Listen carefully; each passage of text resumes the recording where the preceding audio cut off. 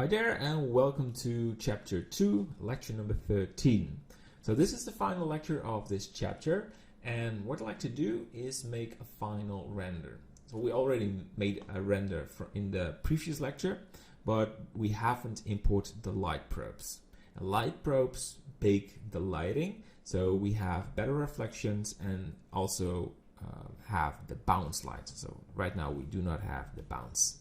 So what we do is we go to Add, we go to the Lighting Probe tab, and we import a reflection cube map.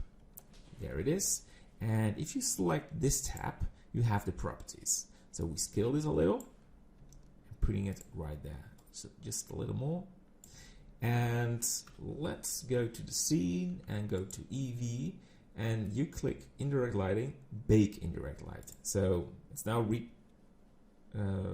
recalculating, and it shows you different light. So we delete it and bake it, and you can see the lighting looks a little bit better. But the problem in this scene is that we have a point lamp right there. Let's make this a little closer. Yes, but the environment is just gray, so it's pretty boring. What we can do is import an environmental map or texture, so it will make it look a bit more realistic than just the gray color.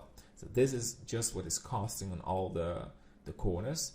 So I use the images from HDRI Haven. These are all totally free, CC0, so you can use it for your own purpose in a commercial way. And the same as Texture Haven, we use all the textures. So you do not need to pay for it. It's just great. So we go to the column, and you can go for an environmental texture or sky texture. We use environmental texture. Okay, it will now look purple, the sky, because we haven't imported it. We go to open, and then we click HDRI and use that one. This is just my library, but I will import it in the dashboard so you can download, or just give a link to find it. Good. So it's now surrounded, and what we need to do is go to the settings. It's using a value of 1, what looks good to me. We can maybe lower it if it is too much, but to show the effect, delete lighting cache. There we go. And bake indirect lighting. So it's now recalculating, and that's done. And for me, it's a little bit too bright, so we go back and make this 0.5. Yeah, 0.5. It's still rendered. And we go to the EV rendering, delete it, and bake it. I think we can even use a lower value. It's really a lot. A lot of environmental light. Delete it and bake. And it looks good. So the final thing, what I like to do is add irradiance volume for the bounce light. There it is. And it's a bit technical, but what you see right here is a cube. Let's size it a little.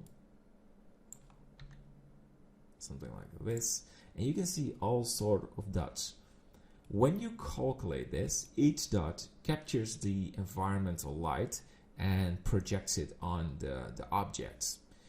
And that's a sort of a fake way, or a simple way to achieve the ray trace effect, like real bouncing light. I already explained it a little, but that's why you need to import this irradiance volume in your scene.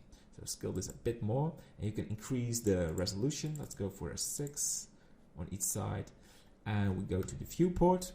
You delete the lighting cache and bake it again. It takes a little bit more time to calculate, but it's definitely worth the result. So looks way better, but I think the ground plane can be a little bit darker.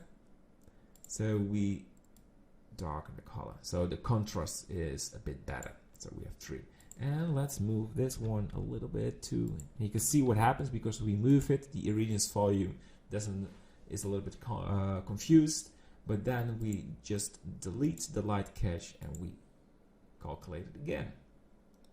Takes a couple of seconds, but as I mentioned, it's worth it. There we go.